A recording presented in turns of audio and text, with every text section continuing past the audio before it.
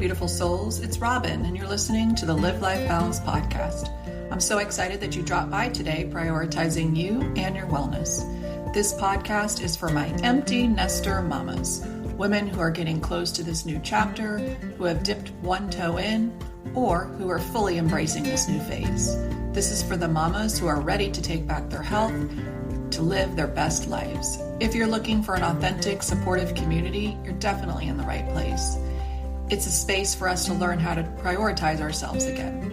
I'll be your guide, pointing you to ideas and tools that you can experiment with to see what feels good for you. You'll also hear guests talking about their journeys and what's worked for them.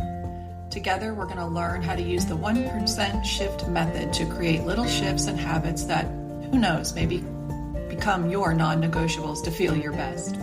By feeling our best, we can show up in our purpose and live the most joyful life, even in the challenging times.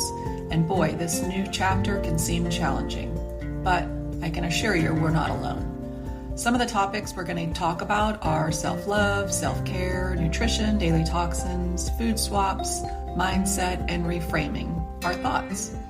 I hope you leave each time feeling a little more empowered and at ease to take a step or two that will allow you to shine. Are you ready? If you said yes, take a nice deep breath and say, I am ready. Now let's get into it.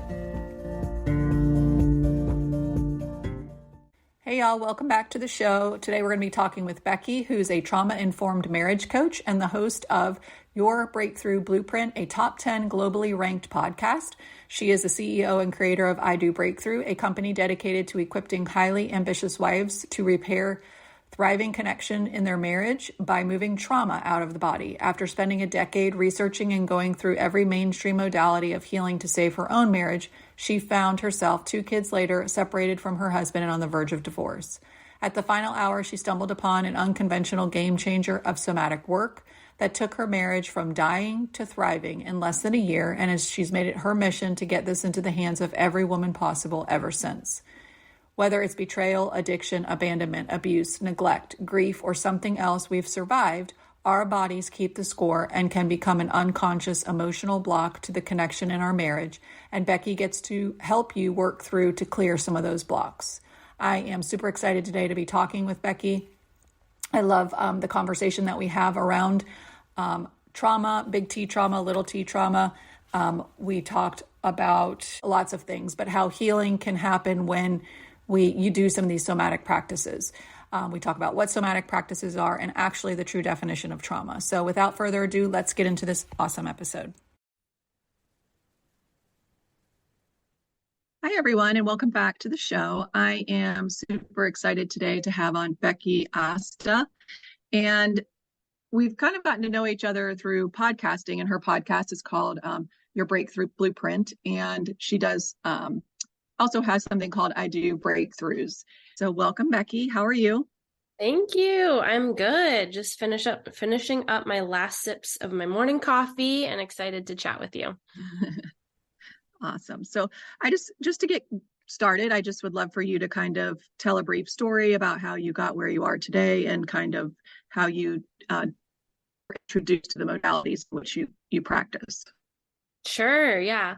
I currently am a trauma-informed marriage coach, finishing up my practitioner certification to officially be able to call myself a somatic practitioner, which somatic just means pertaining to the body in contrast to the mind. And I'm sure we'll get into that. But I teach highly ambitious wives how to repair connection and intimacy in their marriage by moving trauma out of their body. And so I did not get to this role because I've had a squeaky, shining marriage. We went through a lot. We, after 10 years of really this toxic dance of codependency and addiction, you might call it, or anxious attachment style and avoidant attachment style, or just chase and run, where I would chase and he would run. I was the quote unquote needy one, and he was the one that needed space. So when we were good, but when we weren't, this toxic dance was just picking up steam, and really reached its head year 10 of our marriage. And so found ourselves, after 10 years, 2 kids later, separated, talking about divorce. My life had turned upside down. I felt like My nervous system was on fire. I felt like I was losing my mind. I remember calling my best friend and just being like, Courtney, I think this is where people are before they have like an actual psychotic break or mental breakdown and are admitted for help. Like, I feel so unstable right now.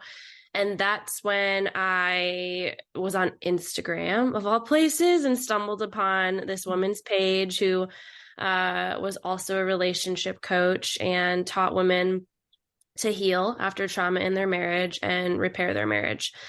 And it was interesting because at that time, I was getting a lot of unsolicited advice, you could call it, from just friends and family that were looking out for my best interest and just saying things like, you deserve better, just dump his butt. I don't know if I can swear on this podcast. Just leave him. Things like that. And it just didn't resonate with me. And I felt like it added to the confusion. And this felt like, here's this woman that's saying, even if you have been through the worst in your marriage and, you know, are on the verge of divorce, like there's a chance to save it. So long story short, that was the first ever online coach that I invested in. It felt crazy on the one hand that I was paying a stranger off Instagram $5,000 for this last ditch effort to help save my marriage. And on the other hand, it felt like the most right decision I had ever made in my life. It was the first time I remember feeling like, I think this is what it's like to be listening to your intuition and to trust your gut, as they say, because everything in my body is just saying, get in her space no matter the cost. So fast forward, that ended up being the game changer. It was like the buzzer beater, last second miracle that took us from dying to surviving at first and then healing and now thriving. And I tell people I'm on my second marriage. It happens to be with the same person, but we've completely redesigned, like thrown out the old model or blueprint, you could say, and reconstructed something that's so different than where we started, but it's so much better and beautiful and far from perfect. And I like it that way. And yeah, the program was the first introduction I ever had to somatic work. So I'm sure we'll get more into what that is. Yeah, for sure. First of all, thank you so much for sharing your story, because there are a lot of people that either in their marriage or in other relationships struggle. And they struggle because of things that may have happened in their past, their upbringing, their relationship skills or non-relationship skills, how they saw their home life, you know, what their model of relationships were, whether it was in the home or just with friends or, you know, relatives. So we pick up all of these things along our way, and we start to believe that that's truth, or we start to believe that, you know, we're not good enough for something, and so we must do this other thing. And so there's so much pre-programming that happens. And then when you get into a marriage, you've got two people coming from two completely different programs and what they've learned growing up. And marriage is not easy. You know, you could have the best marriage and it's not easy, but nobody ever said when you're standing at the altar that it was going to be easy. That's one of the things that I heard you kind of saying. But what I also heard you saying, which I really feel is such an amazing gift, is that you gifted yourself something that changed the trajectory of not only your marriage, but yourself. And so by investing in you and learning what you had suppressed or what your traumas were or how you were storing stuff in your body, you're now allowing yourself not only to show up better in your marriage, but in all aspects of your life. And so now you're a different model for your children than you would have been, you know, had a different circumstance, you know, happened. So for those people who don't know, could you explain a little bit of what somatic actually means and what you mean by trauma informed, and kind of break down the lingo? Yeah, I'd love to. And just before defining, what you just said was exactly my experience. It was like the marriage was maybe the biggest fire in my life. It was the one that was causing me the most distress and I was ruminating about the most. But all the other areas kind of sucked too, like my parenting, my relationship with money, my spiritual life. And what I found was learning all of this in application to my marriage ended up trickling into healing money wounds and becoming, a parent that is in alignment with really who I want to be, not just reacting out of my own, survival responses with them, my spiritual life, my trajectory of my career and purpose. So that's the cool thing with whatever brings you in the door for the deep healing, whether it is the marriage or some other area. Once you start with one, it's like it does trickle into other areas of your life. So, and before you start to talk about the actual terms and things, one of the things that I always like to point out is that health and wellness is, again, not just the food on your plate. You could be eating salad all day long, but if you're in a toxic state of being, if your relationships are not well, if your finances are not well, if you have things that you haven't actually, balanced out, because, living life in a balanced state is where you're going to find the best wellness. But sometimes we don't have the tools because we weren't taught those things. I wanted just to say that because I feel like what we're talking about really does impact our overall wellness in general, not just in a relationship. 1,000%. Well, that leads directly into kind of the definition, I'll say the Dummies 101 version. This is where I need to start anytime I hear a new word. Is somatic is really just pertaining to the body in contrast to the mind. And so what I found, what a lot of women that I work with, I'd say 99% of them have found, is that we've tried for a good, years of our life, decade, in some cases, the women I work with, couple of decades, have tried everything from the neck up. And by that, I mean traditional talk therapy or reading books or listening to podcasts or, deep diving on Instagram and trying to learn stuff, attending webinars, recovery groups. All of those things are great. And I don't downplay them and I don't say don't do them. But if that's all we're working with just from the neck up, we're completely ignoring the rest of our body, where our body is what actually keeps the score of the trauma that we've survived. And it manifests in different ways, like you're saying. So for example, when my relationship was the most, on the rocks, the worst, I was having eczema outbreaks. There was bloating, there was, anxiety, depression. It was manifesting in physical ways.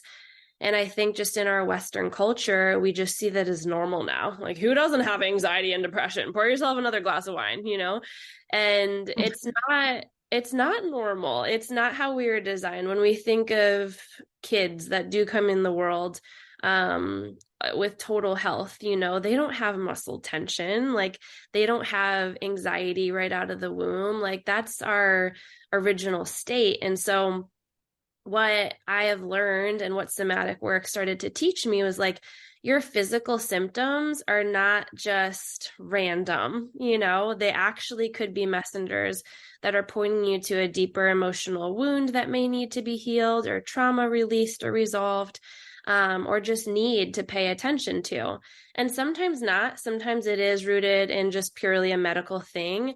But what we do in Western culture often is just skip over anything, that may be related to the emotional piece of it. We just have a headache and we're like, oh, who has an aspirin? Let me get rid of this. This is annoying and interrupting my day. Or, acid reflux, like who's got a Pepto-Bismol? Whereas what I started to learn in somatic work is, hey, these are potentially messages and communication that your body's trying to tell you to look at something deeper. And so I started to learn about my body. I started to learn the different areas of my body, the throat, the chest, the upper abdomen, the lower abdomen are connected to different pain points, emotional sources of dysregulation, dis-ease, imbalance. And I feel like I was uncovering this treasure chest that I'd been sitting on all of this time. And for example, to just bring it down to earth, make it really practical, my whole life I'd always been like tight as hell, like so much tension in my neck and throat area, my jaw completely locked. And I started learning that this area is really connected to speaking your truth, communication, like authentic expression.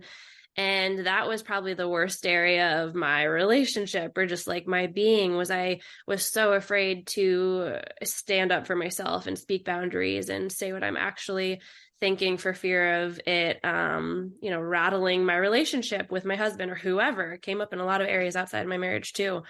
And when I started to pay attention to this as, oh, this is your body trying to tell you to like not lock this inside, like Ariel the mermaid, like start practicing speaking your authentic truth in safe spaces first, and then your husband when you're ready. And so I started to notice like the neck tension dissolving, me being able to release my jaw, like this not being cement, hard as cement, this area, almost as if my body was like, thank you, you're listening to us. Like I've been screaming at you for all this time.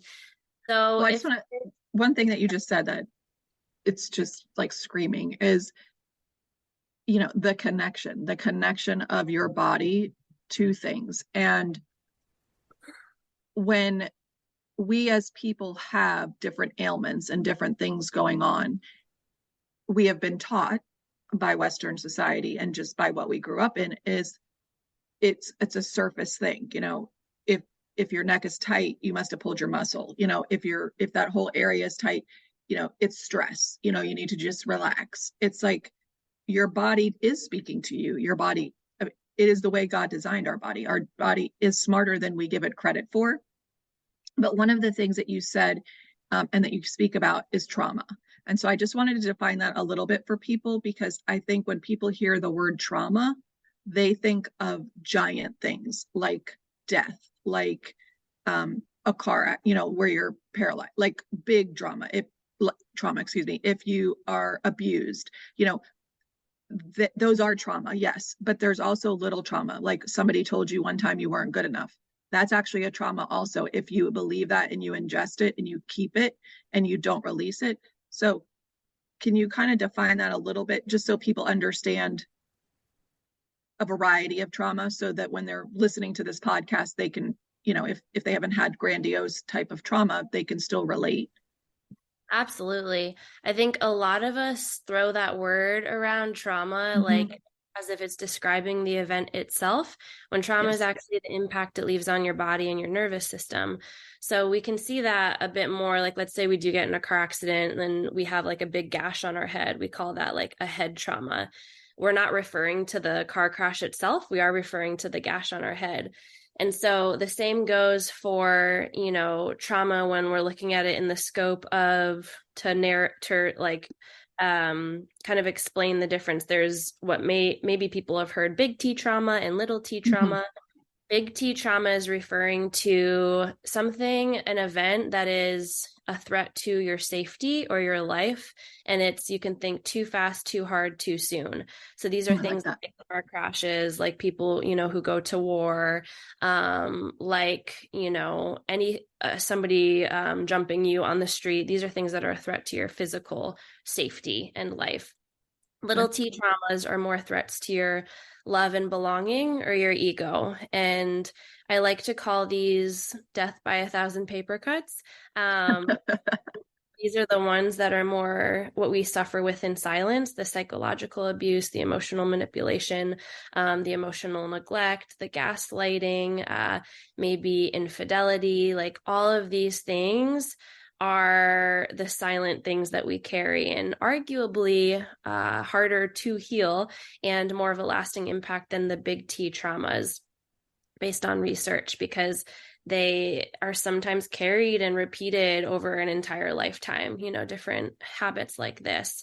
Both big T and little t, it's really just things that overwhelm your nervous system's ability to cope. And so that means it's really not about the event itself that's happening. It's more like our threshold and our unique nervous system.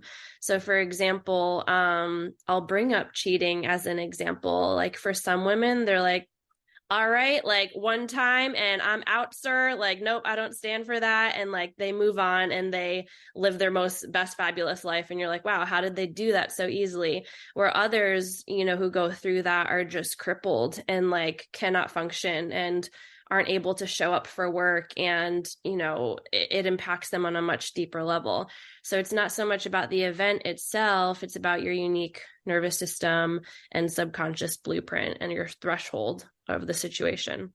Thank you for explaining that. Yeah, absolutely. Usually I find that when people have tried a bunch of different things and they just keep running up against the wall. That's kind of when they either are introduced to something that's a little off the mainstream or they stumble into it. I always find that it's not their first go-to. So how is it that you talk with women when they first come to you to teach them like what it is that they can get from coming to you, learning about somatic healing or healing your trauma? Because to some people, they've never heard of it. If listeners could only remember one thing I say from this whole conversation, it's what I'm about to say right here. And allow me to geek out for a second. This gets a little nerdy, but we all have what's called the vagus nerve, and it's like the big giant nerve. It's the second biggest nerve in our whole body next to our spinal cord. And you can think of it, it runs from the base of our spine, or sorry, the base of our skull to the base of our spine. And it is like the superhighway of information where all chemical messengers, neurotransmitters are constantly running up and down, communicating from our brain to our body to our brain. Now, of all of those messages being sent, only 20% of those messages go from our brain to our body, but 80% go from our body to our brain. So expanding on what we've already talked about, all of the neck up stuff that we try, it's not that it's crap or useless. It works to an extent, but if that's all we're tapping into, it's only working with the 20%. So we're either going to be spinning our wheels for years, like I did and most of my clients. We're going to feel like salmon swimming upstream. And so stepping into somatic work is learning to work with the 80% of the natural flow of messages that our body have been designed to already speak to itself in a way. And so you're working and leveraging, it's like biohacking your body when you get into the body work. And so I share that with women who are pretty hopeless and feel like I've literally tried everything, like nothing has worked, nothing has led to the breakthrough that I wanted. And they start feeling like, what's wrong with me? Or they're in this shame spiral. And it's really amazing because once you begin to learn about the nervous system, you realize, oh, like it wasn't me this whole time. Like I just haven't been taught. Like our Western world doesn't go to the body first. We go to the mind and cerebral stuff and trying to understand the why. And so it's really this glimmer of hope for so many women of, oh, okay, let me, even if it's a little different than what the mainstream is doing, let me maybe try this one last thing. Does that answer your question? Yeah, no, it totally does. And I think what you just said about the 80-20 is something, again, that we're really not taught.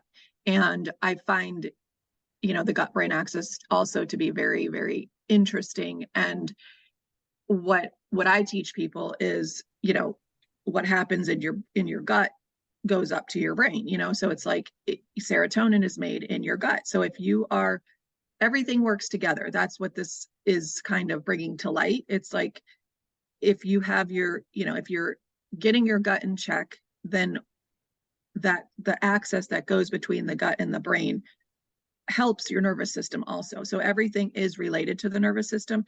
And again, I think right now, the word calming your nervous system or, getting your nervous system in check, at least the world that I live in and what I see, going on and the research that I do, that's a big buzzword right now.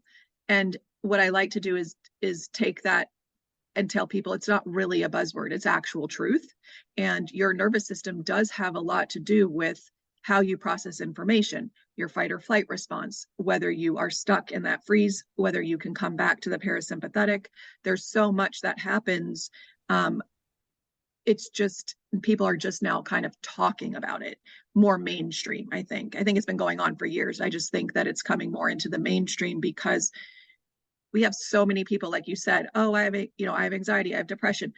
We just have learned to accept it. And I don't think that we should. I think that we have a bunch of modalities and tools and tips and things that people can try on to see what works for them. But if we start to do the body work, if we start to address below the head, people can really change the trajectory of their life, not just in their marriage, but in all aspects of their life. Because again, when you start to learn like what your triggers are or where that trauma came from, and how to kind of do some of that. So I think that's the next question I wanted to ask you is when someone comes to you, well, I mean, we'd have to make up like an example, but if someone comes to you and let's say, their whole childhood or their whole life, they were told, or they believed that they weren't good enough and their voice didn't matter. And so they basically like suppressed that along the way. How do you get people to start working through? Because I think for a lot of women, even if it's not a big thing, I think voice is important for women to make sure that they have in check because a lot don't. Yes. The first place that I start with all of my clients is learning how to dissolve shame and embody radical self-acceptance and self-compassion, because especially in my community, the women coming in, they are the high achievers, the go-getters, the women who have accomplished things but internally or behind the scenes are just crumbling. And so with that high achieving go-getter spirit often comes a really high inner critic.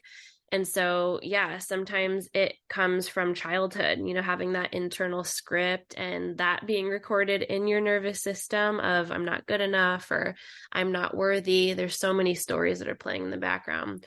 So we start there with dissolving shame because honestly, it doesn't matter like how great the tools are. You learn from there on out how great the work is. It's all going to go in one ear out the other if you're in a freaking shame storm. So Okay. we start there, and then we get into laying a foundation of safety. Nobody can heal without feeling safe, and like really learning how to feel safe again in your own body. When you're mentioning the fight response, the flight response, the freeze, all of that is just, evidence or a signal that we don't feel safe in our own body. We're trying to run in some way or flee in some way. We leave our body and often get lost in our head with rumination or with anxiety, or with our different, coping mechanism cocktail of choice escaping. And so we learn how to feel safe again. And in moments of trigger, being able to lean into that and stay with ourselves. So an example of that is we'll learn grounding techniques. And by that, I just mean one that a lot of my clients love is the 5 senses. So next time you're triggered, noticing, just pausing and noticing what are 5 things you see in your room around you, 4 things you can hear, 3 things you can physically touch, 2 things you can smell, 1 thing you can taste. And what that does is it brings you out of that fight flight response and back into what's called the parasympathetic nervous system, the rest, digest, I can breathe, I am safe. So safety is foundational after shame. And then we get into more practicals of navigating triggers. Then we get into identity work. And that's the stuff where we look into what do I really believe about myself, like deep down subconscious level, and what do I want others to believe about me or feel about me, not in a people-pleasing way, but more in like a legacy way. Like when we're thinking about the end of our life and we're breathing our last breath, and in retrospect, like what imprint have we left in the world, and how did we show up for our kids, and what are our, friends and family and those that we touched going to remember us like, and being able to design our life from that like higher, wiser, sage perspective. Now that we've done the groundwork, then we have a chance to be able to move into that stuff. I love that. I love that whole framework. I think that's an amazing program. I think that a lot of people, if you are looking for something like that, I think Becky would definitely be your person. One of the things I wanted to mention about the grounding is that sometimes, depending on where you are, just from my experience, where you are in that fight or flight, you may have to go through that exercise several times in a row to actually bring you out of that, like the freak out moment, like the flight, the wanting to run, the upsetness, whatever it is that's triggering you at that time. So it's not just you're going to do those 5 things and then you're going to totally be calm sometimes. But the more you do that and the more you practice it, the more your body gets in tune with what that exercise does for you, and it will happen sooner. So my daughter had some stuff to work through, obviously not marriage, and she would say that doesn't work. And I said, well, it's not working because you're so hyped up. You've got to do it a couple of times. You've got to really allow your body to come down, but you keep doing it because it takes you out of the perpetual thoughts of whatever it was that was triggering you. And so for people listening, if you've never grounded, or if you've only done it a couple of times and you're someone who says it doesn't work for me, I would invite you to try it again, but do it in a way that you're a little more curious. How many times do I have to do it in order to come down, and then the next time, and then see over time, because our body does get conditioned, and those tools are there to teach our body to come back to safety. It's to teach you to come back down. And so I hear a lot of people saying like that doesn't work. And so I just wanted to put that out there, that anything new you're trying, you have to give your body time to understand what you're actually doing. And so give yourself grace, and, just keep trying it over and over.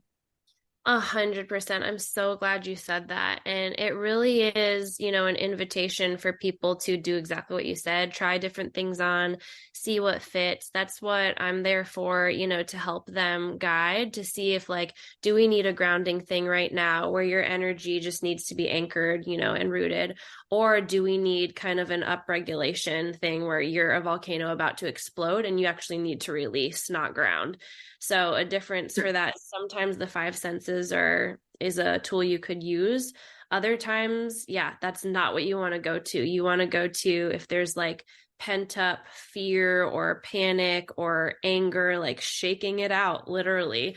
Levine wrote this awesome book called Waking the Tiger, and he talks about how animals in the wild and domestic, you can see it if you have a cat or dog, if they come into the face of danger, like a life-threatening thing, after the danger has passed, they'll shake like that.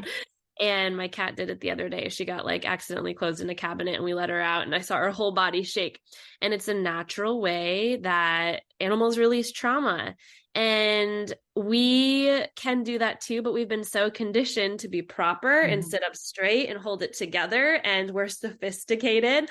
And so we end up trapping and holding a lot of stuff inside because it feels like a real threat to our nervous system to lose social acceptance. We are pack animals. And so being able to shake it out sometimes in private, maybe not in the middle of Target, but or maybe in the middle of Target, sometimes it is what it is.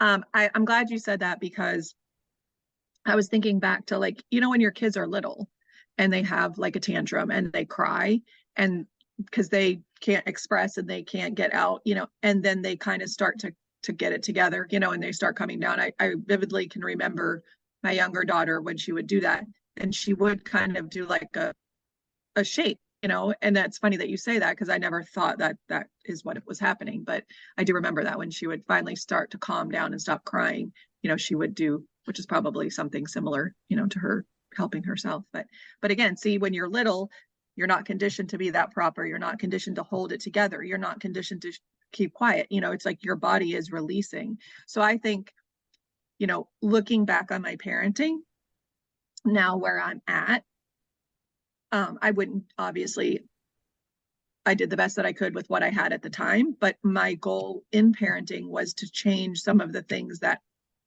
in the ways I was parented.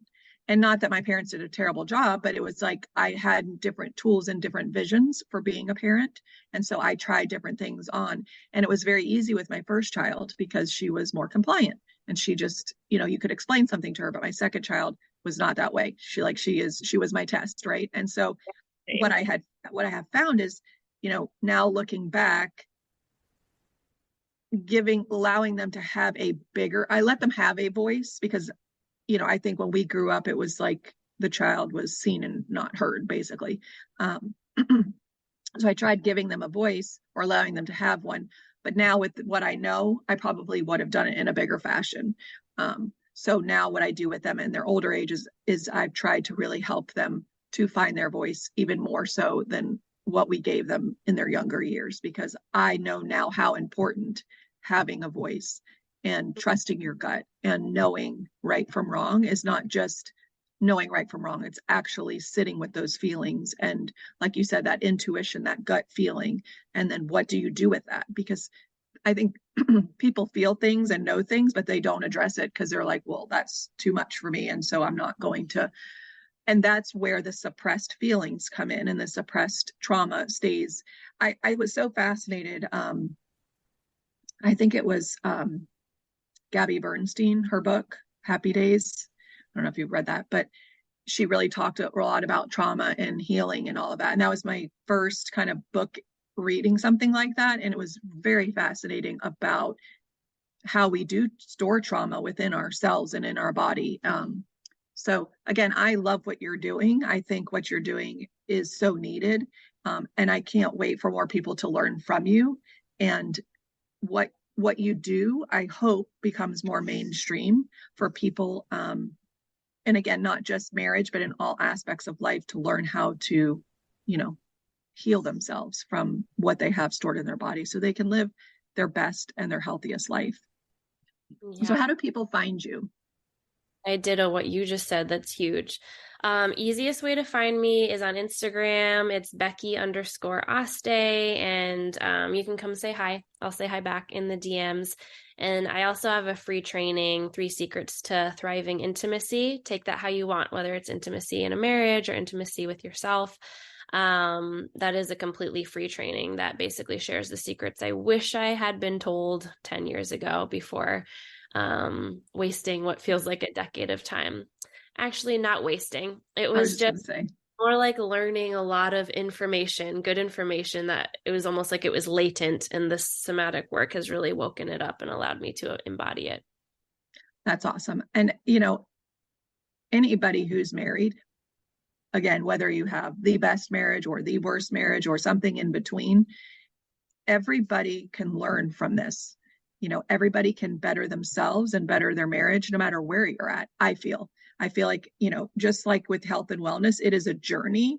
It is not there's no ending to it. And so the more you grow and your partner grows and you guys grow together, it makes for a better future, really. And where I'm sitting now, being almost a full empty nester, last year, you get to a point where you look at each other and you're like, oh, we're going to be alone again. Like after 20 years of having chaos, constant chaos with the kids and all of this other stuff, and making time for each other, but it's very different. And so now it's like, at first you're kind of scared because you're like, well, we haven't done like just life with us in 20 something years. And now, but I think, again, with the skills I know now, we're getting to a more excited point, where it's like, oh, this is what our future could look like. And we're making plans for, that next chapter of, obviously, including and excluding the kids. So it's very different. But I think people who have young kids, the marital part is a crazy time, because it's like, you're not really focused. You focus on each other before you have kids. And when you have kids, that just throws a whole nother dynamic into the relationship where it can get hairy. And so again, anybody who's listening to this, who's in a relationship, in a marriage, in relationship with themselves, really can learn some of these tools from Becky and apply them to life in general. So thank you so much for coming on.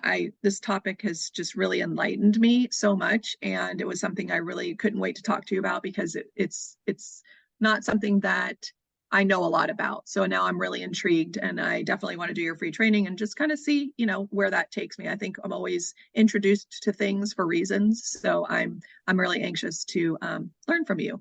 Before we end, I always like to ask all the people that come on my podcast, because this podcast is about, wellness from a holistic lens. What are a couple of things that you do on a daily basis that allows you to live your most healthiest, vibrant life day to day? I love that question. One that I was so out of the habit of and have been able to recently get back in the habit of, for me, I'm a journaler. It always helps me feel tethered, grounded, connected to God. So I consistently journal. And then movement, whether that's yoga or dancing, like just in my, own living room, moving my body and not allowing it to become stagnant.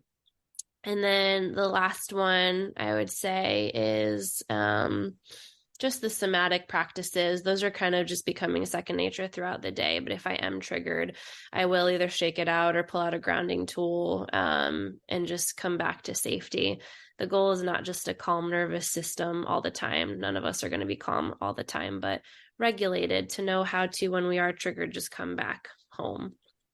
I love that. And what I want to say to that last point that you just made is this is a journey. It's not, there's, even with your work, there's not a, you start here and you end here.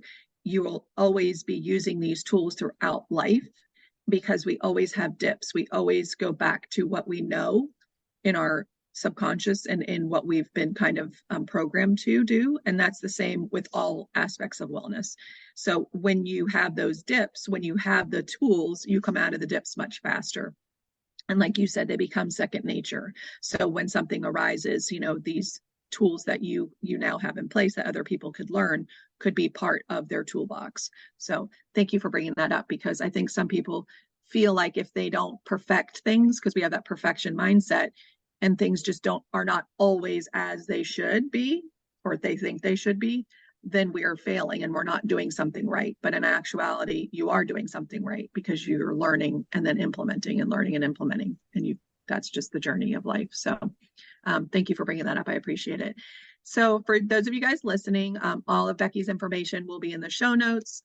You guys should check her out on Instagram. Make sure if you're at all interested, hop on to her free little workshop that she's going to do, and just get curious and see if it's something that resonates with you, because unless you look and try, you will never know. So with that being said, I hope everybody has a great day, and we will talk to you soon. Bye. I hope that you enjoyed that episode. A couple of the main takeaways: somatic practices and emotional healing. We highlighted that somatic healing is really just pertaining to the body in contrast to the mind. She talked about how when she started to learn these practices, that it transformed not only her marriage, but other aspects of her life. Somatic work involves understanding the body's response to trauma rather than solely just focusing on the mind. Number 2, understanding trauma. We talked about that trauma is not the actual event, but it is the impact that it leaves on your nervous system. We talked about big T and little t traumas. Big T traumas involve events that are life-threatening or threatens our safety. And then we talked about little t traumas, which pertain to love, belonging, and ego. She emphasized that both of the traumas can overwhelm our nervous system, but the little t traumas often are challenging to heal because of the nature of them repeating over the years. Understanding trauma impacts involves considering an individual's unique nervous system and subconscious blueprint. Number 3, utilizing the vagus nerve for better outcomes. We talked about the vagus nerve being the connection, the highway between your brain and your gut. In particular, we talked about how from your brain to your gut, only 20% of that information makes it down there. And from your gut to your brain, 80% goes up. So again, harnessing that the body's innate messaging system, that our symptoms are really things talking to us, and believing that, we have the power to change some of that just by getting in touch with our body is an amazing concept. And number 4, grounding and safety techniques. Establishing a foundation of safety and utilizing grounding techniques are essential for individuals to feel secure in their bodies and effectively manage triggers. She stressed the importance of exploring subconscious beliefs about oneself and experimenting with various grounding techniques until finding one that works for you as an individual. These techniques could look something like shaking as a release method for pent-up emotions. And also we talked about doing the 5 senses. And remember, if you're new to all of this, make sure that you practice them a lot and over and over and over to train your body to get the result that it's meant to bring. I hope that these takeaways really highlighted some of the things that you would want to take away from this episode. And I hope that you guys have a great rest of your week, and I will talk to you soon. Love to y'all. Thanks for tuning in today. I loved being here with you. I hope that you got something from today's episode. I'd love to hear what resonated with you. Drop a comment below, and if you feel led to, download the episode and share it with someone you love that needs to hear this message. As we continue to spread the goodness of this podcast, I'd love for you to help us by leaving a review on Apple Podcast or a rate on Spotify. As we increase listeners, we will come up more often when women are searching for podcasts to listen to. To stay connected with me, you can check out my social media pages at Live Life Balanced with Robin. You can check out my website at livelifebalancedwithrobin.com. You can book a discovery call. And if you're looking for a way to get started right now, you can opt in for my new quick guide for the empty nester refresh. You can join my waitlist for my new course, It's Your Time, which is going to be launching soon, which I'm super excited about. And as always, thank you for letting me be part of your day. It truly means a lot that you're allowing me to be on your wellness journey with you. Until next time, find peace, love, and light by breathing, being present, and allowing for all possibilities to happen.